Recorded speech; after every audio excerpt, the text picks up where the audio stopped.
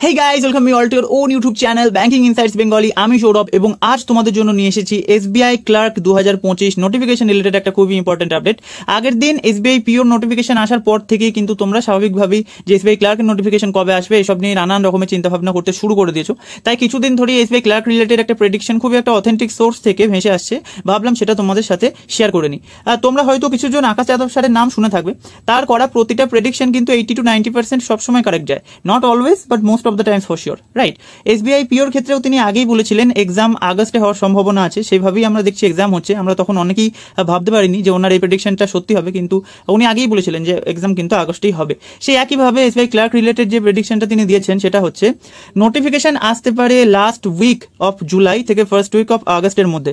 Vacancy এবছরও high থাকবে, সেটা প্রায় 12 থেকে 13,000 প্লাস যেতে পারে, ঠিক আছে, 14,000ও যেতে পারে। কারণ সেটা তোমরা ভেরিফাই করতে পারো যে আমাদের কিছুদিন আগে CSCT যে চেয়ারম্যান SBI এর, তার যে ভিডিও ভাইরাল গেছিল, তার যে ইন্টারভিউ ভিডিওতে তিনি বলেছিলেন যে এবছর প্রায় 18,000-এর কাছাকাছি ভ্যাকেন্সি টোটাল আসবে এবং তার মধ্যে 4,000 তোমার PO এবং CBO অফিসার্স লেভেল মিলিয়ে থাকবে এবং প্রায় 14,000-এর কাছাকাছি কিন্তু আমাদের ক্লার্কের ভ্যাকেন্সি থাকবে। দেখো, ক্লার্কের এক্সাম যে আগের বছরের থেকে একটু তাড়াতাড়ি হবে সেটা তো বোঝাই যাচ্ছে, কারণ এবার সব শেষে যে রিজিওনাল রুরাল ব্যাংক RRB গুলো আছে তাদের এক্সাম করানোর কথা কিন্তু IBPS ভাবছে, তাই নোটিফিকেশন একটু তো তাড়াতাড়ি আসবেই। এবার এই ডেটগুলো অনুযায়ী আসে কিনা সেটাই দেখার।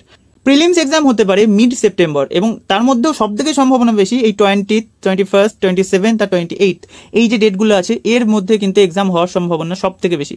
IBPS ক্যালেন্ডার মিলিয়ে দেখলে তোমরা বুঝতে পারবে প্রতিটা ডেট কিন্তু খালি আছে, ব্যাংকিং রিলেটেড কোনো এক্সাম এই ডেটগুলোতে শিডিউলড নেই। সেটা আরও বেটার ইন্ডিকেশন দেয় প্রেডিকশনটা নিয়ে।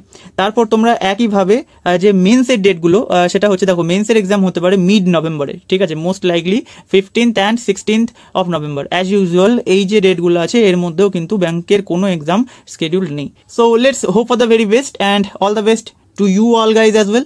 দেখো, তোমরা যদি সবাই মিলে এই এক্সামগুলোকে টার্গেট করতে যাও, তার বেস্ট অ্যাপ্রোচ হচ্ছে IBPS PO কে টার্গেট করা, তাহলেই তোমরা প্রতিটা এক্সাম কভার করতে পারবে। SBI PO কাদের টার্গেট করা উচিত সেটা যে প্রিভিয়াস নোটিফিকেশন রিলেটেড ভিডিওটা আমি দিয়েছি সেখানে বলে দিয়েছি। কারেন্ট অ্যাফেয়ার্স তোমরা এপ্রিল থেকে পড়তে শুরু করবে, কারণ হচ্ছে যে এপ্রিল থেকে তোমরা যদি শুরু করো তাহলে তোমার IBPS PO কভার হবে এবং তার সাথে সাথে কিন্তু প্রতিটা এক্সাম কভার হতে থাকবে। সব থেকে ভালো কথা যে 1-1.5 মাসের অন্তরালের মধ্যে যেহেতু পরীক্ষাগুলো আছে, তাই তোমাদের খুব বেশি এক্সট্রাও পড়ার দরকার পড়বে না। তাই এপ্রিল থেকে কভার করতে থাকলে তোমার সমস্ত কিছু কভার হয়ে যাচ্ছে। যারা PDF থেকে পড়তে পারবে তারা PDF থেকে পড়ো, এর থেকে সময় বাঁচবে। PDF এর সোর্স তোমাদের আগের ভিডিওতে আমি বলে দিয়েছি। তারপর হচ্ছে যারা PDF থেকে পড়তে পারবে না তারা ক্লাসগুলো থেকে পড়বে।